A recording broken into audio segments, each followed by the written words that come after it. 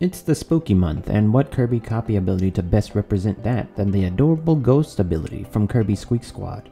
To play with Ghost Kirby, you actually have to unlock the ability first by gathering all 7 Ghost Medals. Once you piece them all together, several stage mini-bosses will be changed into Tidhan, a ghostly Cyclops apparition with a purple hat. You can blow him up and then inhale him to get the ability. You can combine Sleep with Sleep to get the Ghost ability only after it's unlocked. It also shows up in the secret area after it's been unlocked. This is Ghost Kirby. Ghost Kirby is just Kirby with a sheet over his head that floats all the time. He does have feet though, which are blue. You can tell when he first transforms into Ghost.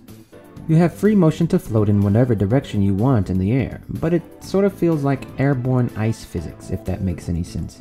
Also, you can't pass through these narrow platforms because you're technically never on the ground.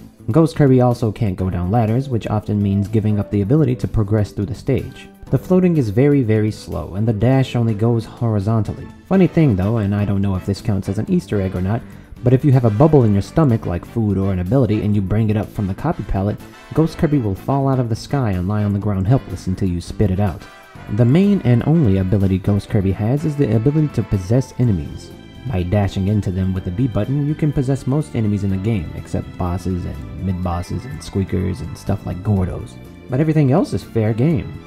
Ever wanted to play as an NPC Waddle Dee? You can do that. You can play as all of the little enemies. Some are fun to mess around with, but for the most part, they're all garbage. No wonder Kirby has an easy time killing everything. You can't possess the fun stuff like bosses. This ability isn't as bad as Metal because at least it has some novelty.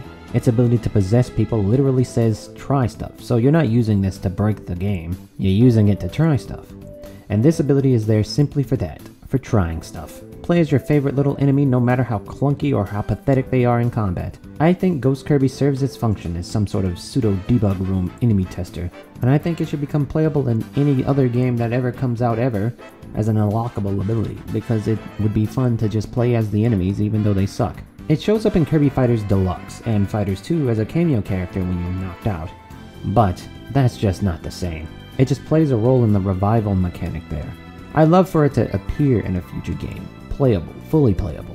I think it would have been fun in Kirby in the Forgotten Land, but I'm pretty sure any ability would have been fun in Kirby in the Forgotten Land.